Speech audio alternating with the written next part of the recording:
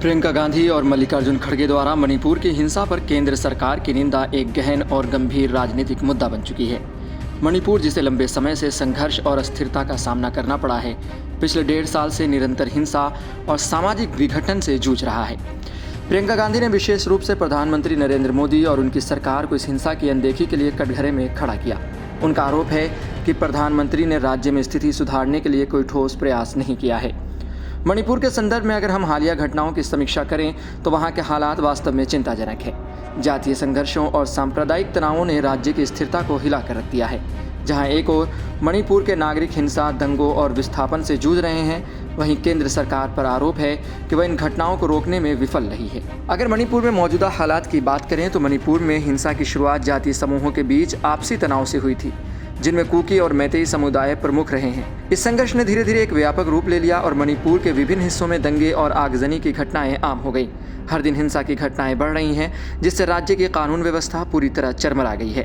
प्रियंका गांधी ने अपनी social media post में मणिपुर की स्थिति को अक्षम्य कहा और दावा किया कि प्रधानमंत्री की उदासीनता इसके पीछे मुख्य कारण है। उन्होंने यह भी कहा कि ऐसी कोई मिसाल नहीं मिलती कि देश का एक राज्य महीनों तक जलता रहे और उसकी चर्चा भी न हो। यह बयान इस ओर भी इशारा करता है कि कांग्रेस का मानना है कि मणिपुर की घटनाओं को लेकर केंद्र सरकार के प्रयास या तो नाकाफी हैं या फिर उनकी प्राथमिकता सूची में नहीं है। प्रियंका गांधी का कहना है कि प्रधानमंत्री नरेंद्र मोदी ने मणिपुर की हिंसा को रोकने की दिशा में ठोस कदम उठाने की कोशिश भी नहीं की। उनका यह भी कहना है कि देश की आंतरिक सुरक्षा किसी नेता की व्यक्तिगत इच्छा पर निर्भर नहीं हो सकती।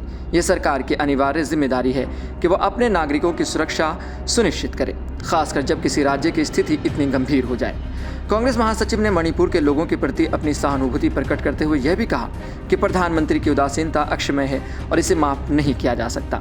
इस बयान के पीछे प्रियंका गांधी का स्पष्ट संदेश है कि केंद्र सरकार को मणिपुर की जनता के प्रति अधिक संवेदनशील और जिम्मेदार होना चाहिए था। वहीं इससे पहले कांग्रेस अध्यक्ष मल्लिकार्जुन खड़गे ने भी मणिपुर की हालिया घटनाओं पर केंद्र सरकार को निशाने पर लिया।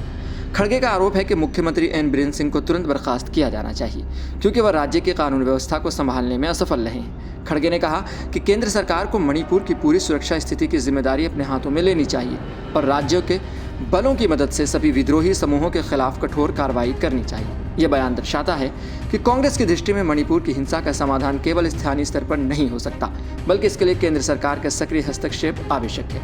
खड़गे ने स्पष्ट रूप से कहा कि यदि मुख्यमंत्री बीरेन सिंह को तुरंत बर्खास्त नहीं किया गया तो मणिपुर में स्थिति और भी बिगड़ सकती है। केंद्र सरकार की तरफ से इन आरोपों पर अब तक कोई स्पष्ट प्रतिक्रिया नहीं आई है। हालांकि केंद्र ने कुछ राहत कार्यों और सुरक्षात्मक कदमों की घोषणा की है, लेकिन कांग्रेस के अनुसार ये कदम नाकाफी साबित हो रहे हैं।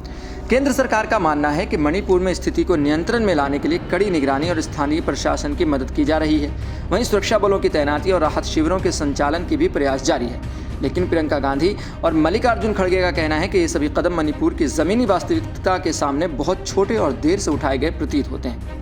वहीं मणिपुर की जनता की अगर हाल की बात की जाए तो मणिपुर के हज़ारों परिवार इस समय राहत शिविरों में रहने को मजबूर हैं। उनके घर जल चुके हैं, रोजगार के साधन नष्ट हो चुके हैं और लोग अपने परिवार से बिछड़ गए हैं। रोजाना हो रही हिंसा और दंगों ने वहां के समाज को गहरे मानसिक तनाव में डाल दिया है। प्रियंका गांधी के अनुसार ये केवल मणिपुर का मुद्दा नहीं है, बल्कि यह पूरे देश के लिए एक सबक सरकार की निष्क्रियता कैसे एक राज्य की सुरक्षा और स्थिरता को खतरे में डाल सकती है।